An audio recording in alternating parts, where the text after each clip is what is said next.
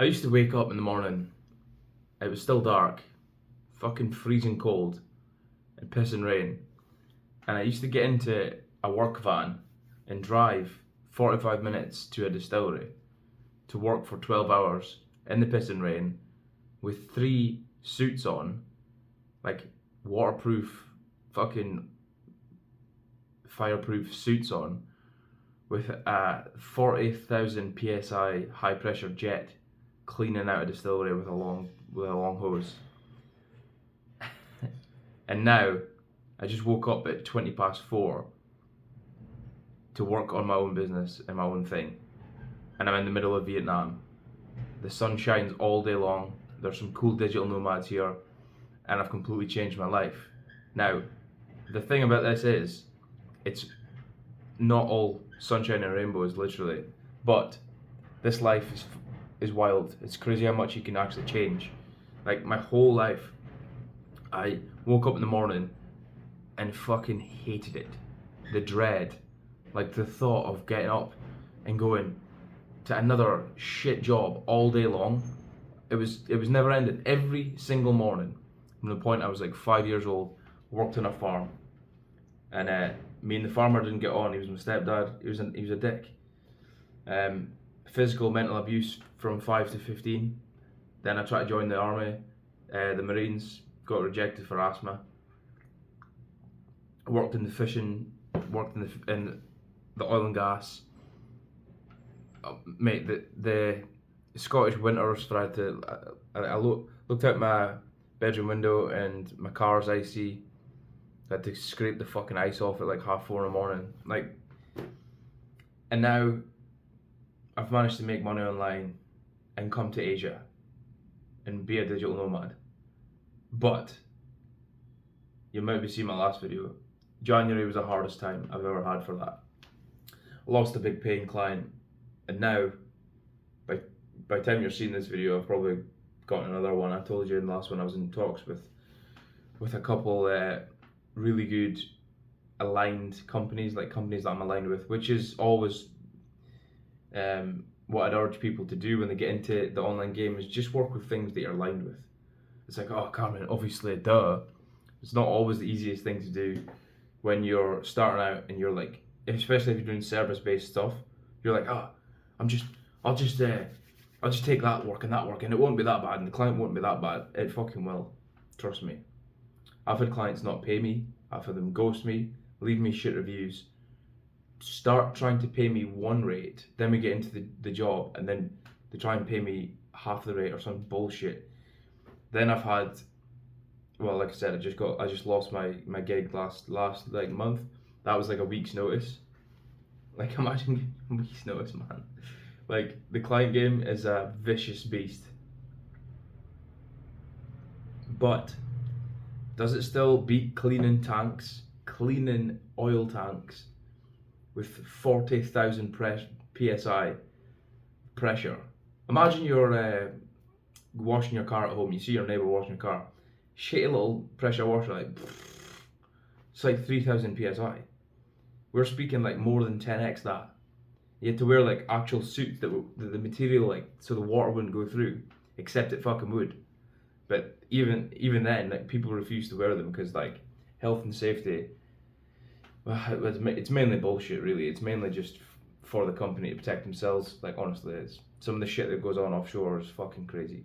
So, like, and it's all swept under the carpet. Man, I'm just reminiscing all this icy cold, doom and gloom. I can still taste the salty air go brush past my face and into my mouth as I look down this open grated steel, somewhat 100 meters or less than that above the water, above the fucking North Sea, and the waves are crashing into the leg of the oil rig, and I'm just looking around and all I see is water and like pipe work, and the ice is cutting through my neck, and the icy wind is cutting through my neck, and I'm just like, nice, I've got 3 weeks of this. And then you try and say anything to anyone, they're like, oh, it's good money, it's good fucking money, shut up. And you're like, what the fuck, man? What, so you want to give up your whole life for what you think is good money? £4 grand a month, £5 grand a month, £6 grand a month. It's not fucking really good money compared to some of the what you can make doing something that you love, right? But this is what I was never told. I was told that physical labor was the limit. You plus boss plus hours equals your limit. And I was always like, that's bullshit. I will fucking die trying to find another way. And that's why I committed to this life. I committed to. Sorry if you can hear that, they're opening some.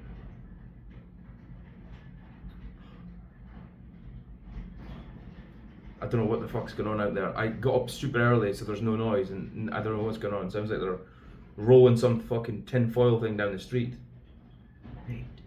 So, so yeah, what was I saying about the rigs are the rigs are honestly a place where it's like, it's just try and avoid it. Honestly, the money is good, yeah, it's good for a certain period of time, but then you start taking on responsibilities like houses, cars, a wife, kids, the tax. Your money's it doesn't go fucking anywhere, and with inflation and stuff, it's just bullshit. It's a bullshit lie. So if you're wondering what the fuck I'm talking about, I did not work a normal 9 to 5 basically ever. I've done them for periods of time, but I wasn't in the 9 to 5. I was in the 6 to 6. And I wasn't in the 6 to 6 from fucking morning to evening. Occasionally, I always got the 6 p.m. to 6 a.m. shift. And I used to work in the North Sea, which is fucking crazy. So, yeah. And I just think it's I'm just doing a polarizing video right now. I'm reminiscing of the old times where I had to get up, and I used to work with some people who are like, they were genuinely like, I think borderline alcoholic, like bless their souls. And honestly, like I wish that they could see. Cause I worked with some really good people. I love them. Some of them are amazing. They're maybe watching this video, and you guys know who you are. I don't want to start naming you because I'll probably forget somebody, and then I'll actually feel bad for fucking hours. But I can't think when I'm trying to do the video, so apologies. You know who you are. But yeah, I met some broken people, and it really made me think, like, I do not want to end up like you. And I'm sorry to say that. It's just like I was fed this life, like the story. I was like, okay, you go to school, you go to uni, you get this job, and then everything's fine. And I was like, I was lucky enough to get an insight into some of the jobs that I would have had. So I'll give you some context. Whilst I was working on the oil rigs, I wasn't doing like a specialised job. I was doing like industrial cleaning, but I was studying at uni to be an engineer. And during the summer, my mum had a friend, and she worked for a company that did industrial cleaning. Like I was saying, remember, with the massive massive pressure washer guns. It's fucking crazy. You see these things in action. I had to wear double ear protection because it's that fucking loud and horrible and dangerous. But yeah, she was giving me work every summer, and sometimes even in the Christmas time when I'd finish exams, I'd get like a job for like a few days, and even that I would clear like 200-300 quid. So it was a good boost as a student, right? But during the summer was the big stint. 4 months I got of like working 2 weeks on, 2 weeks off on distilleries and like oil terminals, right? And I remember I went to an oil rig, and so how oil rigs work is there are multiple companies working. So then you've got all these different job titles, and you've got like people who are catering for the food, you've got people who are doing the laundry, you've got people who are running the rig, like they're in charge of operations. Then you've got like helicopter radio communications. Then you've got fucking people coming on to service the client. For example, like BP will be the client, and they'll own certain parts of the oil well, certain parts of the wells. So it's fucking confusing to try and explain. Then you've got companies that own the oil rig and come over to BP's well and say, hey, we're going to drill here. And then you've got third parties that come on, which I work for, to service both these fucking BAMs. So I got an insight by being a third party, a service provider. I got insight to what my life will look like if I choose the path after engineering, which mostly ends up between offshore and in the office, right? So I walk past the office and I seen the BP engineer. And he's like, fuck. If I remember right, it's like he had so many screens. I remember thinking, why the fuck have you got so much screens, man? You don't need that much. He had like fucking bags in his eyes, and he was like never ever away. Every time I walked past, he was always at that desk, and I was thinking, wait, there's supposed to be fucking two guys on the like a night shift, day shift. It seemed like he was always there. But yeah, that's just one example. I just felt like this is gonna be fucking horrible and miserable. So everybody used to say to me, why the fuck are you being a tank cleaner? And I used to say, because my mind is clear. And they don't understand. The thing is, if you've got a vision in life, nobody's going to understand you. You're going to look weird, man. I had a vision to use my brain to make money. But I was in a physically shit job. But I wasn't stressed mentally because the job was like, fucking hell, anybody could do it. Anybody could like, pick up a water jet and start blasting walls. And because of that, the nature of the job, it attracted some hilarious people, like some of the most crazy people I've met in my life. Because you just take anybody off the street, like, put a suit on, start blasting walls and roofs, and digging fucking oil out of the tank. Anybody can do it. But with the engineering stuff, you've got a lot of mental stress, you've got a lot of equations, you've got a lot of pressure on your fucking you're making sure the oil rig is running smoothly with like pressures, flow rates. Oh fuck that. So I just thought, right, if I get into this game, I will not get out. See, I managed to have the awareness that if I get into this game I was sold, that was a great alternative to me failing as a Royal Marine because they didn't even fucking let me in. The next best thing was studying engineering at college like every other fucking dick. So if I get into this game, I'm gonna be miserable, I'm gonna have no mental capacity or freedom, and I'll fall into the trap of making good money, getting a fucking mortgage instantly, getting fancy cars. Well, maybe would have, but that's the path that seems to be common, right? So I was like, fuck that. I'll do whatever it takes to work. I'll try and get the best money, but for doing the least mental capability of the job. So I ended up being a tank cleaner. I used to make £1,100 a week after tax for pumping in 84 hours on shift, and a lot of that was on nights. Sometimes I got days, but you got like a tiny uplift for being on nights sometimes, and so that sounds like good. Oh yeah, you're making £1,100 a week. Firstly, have you seen fucking inflation? £1,100, it's not even changed. I got into the game in 2016, and they were making the same money then. But newsflash, it's 2025, inflation's through the roof. They're still making the same fucking money. So actually, you're making less money. And arguably, the conditions have got worse. So, and what do I mean by that? You would turn up to jobs on oil rigs and half the fucking kit would be missing. I'll never forget this. I'm a size 9 boots. I was trying to go find boots. I was trying to get kitted up to go and start going in the tank. So there's all these fucking procedures, there's all these safety permits, there's all these PPE, right? I'm gonna assume you know what PPE is. I go to the box where so I'll try and explain how to try and imagine this. Your PPE is in your company's yard, and people get everything in the boxes, and then they put them in containers, and then the forklift puts them on the lorry. Lorry goes to the dock. There's big containers with your company's name on it, goes onto the big open ships that are called supply boats. They supply the oil rig, and then the crane takes your container onto the oil rig deck, and then you open it up, and you get your kit, right? So we're going through our kit, and I'm like, right, we need boots. So I'm raking through the boots, and there was only 2 lefts. There wasn't a right, so I found the size 9. Then I found the other size 9, and I was like, why the fuck? What?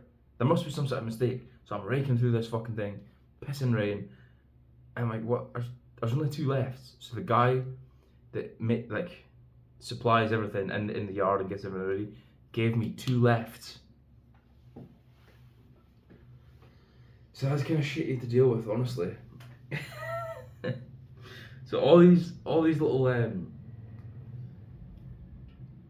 things I'm reminiscing about, you're probably thinking that I deal with some sort of shit in my work, something like that, right? And it's crazy how fucking fast your life can change. But I just want to promise you this as well, like, the problems don't go away. I used to think that I'd get to Asia and be like, problem free. I was chasing an actual dream. Now, it is an actual dream compared to that. Compared to fucking, like, warming monks for 12 hours or cleaning tanks for 12 hours, you know? There's levels to this dream, you know? I'm probably just at level 1 when I'm just getting started, and I'm discovering what you can maybe do online. And I've done a couple of things, but it's like, there's way more freedom than you can have. But I still work whenever I want from wherever I want. So like, it kind of takes me out of that like pressure to be at one place for a set time to deal with all the fucking like your people. I think it doesn't even matter what job you're doing. I think people will make or break your fucking day. So the reason I did a year at that last oil rig job, and I was working with some really decent people. I remember one oil trip I went away, and it's you go away for 3 weeks, and it felt like 5 minutes with the people I was on. It was fucking brilliant, and I was like, wow, if it was like this every time, I probably wouldn't be trying to leave. No, honestly, I think that job would break you by the time you're. In fact, it does, because I've just thought of an example of a guy that was fucking broken. I think he was only like 40 something. And he used to say to me, Cammy, promise me you'll get out this game as soon as you get it. And I was like, as soon as you get in, get out. And I'm like, yep, I'll remember that. But I mean, life really is a roller coaster. If you choose to ride it, get in the game, start working on yourself, you will make it out. One thing I stopped doing as well is drinking, because the whole time I worked in oil rigs, been this fucking never-ending cycle of working for 3 weeks and hating my life, to getting home and just dying to drink, which is a retarded actually looking back, but I couldn't see past it. There's like I feel like when we're trying to escape the traditional path, there's all these layers, there's layers of shit infused, and you're not aware of any of them yet. For example, the main like matrix, if you will, is the job, and you despise it, and it sucks all your time and energy, and spits out a little bit of paper, and you can pay your bills and have a little bit left, but that's it. So there's that layer that everybody's sort of aware of. They're like, let's escape the matrix. Then there's the food matrix, and there's the alcohol, there's the sedation, there's the vices, which I succumb to all the vices, right? And I've kicked quite a lot of them now. For example, what have I kicked? I've kicked alcohol. For the most part, shit food, porn, what else? Sort of doom scrolling. I've kicked all of them. I'm trying to, and I used to watch big YouTubers like Hamza, and he's talking about porn and that, and I was like, holy shit, man. It was my 2 mates, Danny and Liam, that told me about it, and I'll never forget it, about why it was introduced to the world and how it's making us weaker and stuff. But yeah, when I was trying to escape the oil rigs, I would drink non-stop every time I got home, because it was like this weird high and low. Maybe I'm just used to the high and low life, because it was so low going away, getting on a helicopter at like 6 in the morning to go fly across the North Sea in this fucking thing that's crashed loads of times before. Oh man, the fucking anxiety that I had. And then to getting home after being away for 3 weeks, it was like a fucking insane high. So yeah, to be honest, for the last few years I didn't really have like a steady 9 to 5 life because I'm just not built for it. I just fucking am. I'm just not. I grew up being told what to do, being told how I should live. You should. This is how, this is how, this is how. And everybody gave me that advice. It failed in some regard. Like, oh man, like, it's always like people who give you advice in the thing that they've not done always look the opposite of what they're trying to do. I wouldn't eat that because it's not good for you, and then they're fat. Or I would just do that because it's good money. You're broke. Or I wouldn't go with her, and then he's got like 4 divorces. Like, it's always that. I've dealt with that fucking so much. Part of the reason I managed to escape is just blocking out the noise. So if you're thinking like, holy shit, I'd love to go to Vietnam or Thailand, which is my next place. I'd love to make money online. Like, you can. But the hardest part of it is blocking out all the fucking shit. Wow, it's actually just come to me now. The more that you can block out, why do you think I get up at I've just got up at 4:30. The world is quiet and you can do stuff. Because the world demands your time and it sucks your energy and it keeps you distracted. The modern world is set up for distractions. So if you can fight off the distractions and the vices, I think the vices is more important because if you're scrolling on TikTok till 2 in the morning and you're not getting good sleep and your mental state's fucked, then you're more likely to eat shit. You're more likely to go out at the weekend drinking, partying and chasing girls and like distracting yourself, and that's all vices. And you can cut that out. And if you do, and you can go like 3 times faster, I believe. That's why I preach like the no vices thing, because like you take someone who does all the vices, you take someone who doesn't, and they both have the same goal to escape oil rigs, construction, the office, corporate world, or whatever. The guy that's not doing any vices and he's just developing himself and he's fucking going for it every day, compared to the guy who's brain foggy, not sleeping properly, and not feeding his body the nutrients it needs, and he's not exercising and staying off porn and staying off the bullshit. Who the fuck do you think's gonna win? Take a year cycle, for example. This guy will make 12 months progress, this guy will make 3, if best. So it's like, I just made a lot of mistakes when we came to the vices, because I was in a super high stress situation, being away from home for 3 weeks on night shift, hating my life, barely getting any money, even though it was on paper getting good money. To be fair, I spent a lot on courses because that was the reason I worked offshore. I had to get courses to get the fuck out.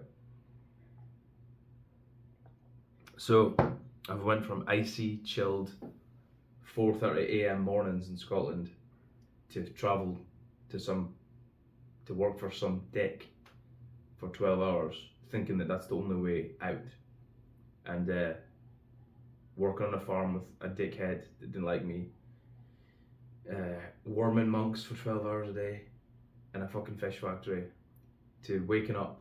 Still, I woke up at 4:30 in beautiful Vietnam. Now, I can't show you much here just now because it's fucking dark, but the sun will come up in about an hour. But like, this is my new routine. I'm getting dialed in. I actually love this. Like, I love the fact that like I'm getting up earlier than I did to go to a job for somebody, but I now choose. You'll understand one day, brother, I promise you. I choose this discomfort of getting up this early and getting straight in the cold shower and do my work, which now I'm going to do some writing and client work. And by the time I go to the gym at like 10 in the morning, I'm free after that if I want, but I'll probably still work. But you know what I mean. You'll understand. It's the being told to be here for this long that bothers me, and it will probably bother you if you're anything like me. It's the you'll be here at this time and you'll fucking stay here for this long, and you'll put up with all the Karens and the HR and the bullshit and the wokeness, and you'll do that or else. And it's like, go fuck yourself. I choose to wake up at 4 in the morning to resume my work. I choose to be in Vietnam. I choose to be in Thailand. I choose to work when I want. I choose to go for a walk in the sun because it's sunny and the sun's important to your health. I choose because fuck you. That's literally my attitude. My whole life has been a big build up to being able to say fuck you to employers, for example. Just people try to tell you what to do, man. It's like, go fuck off. Honestly. Oh man. Walking past people on oil rigs and they're like, alright mate, living in a dream, back to reality, holiday was too short. I honestly cannot bear the conversations that people have. And again, you probably can relate to that because you got to put up with it. You've got to put up with it. So if you're going to put up with it for a certain amount of time, make sure that the vices are gone. Get rid of the vices, and then you could be making money online. I'd say within 1 year. Honestly, it took me like 4 years. So I tried different things, and then when I found the thing that I wanted, it took me like a year and a half. I'm positive you can do it, and even half that time, man, you got this. Big love. Peace.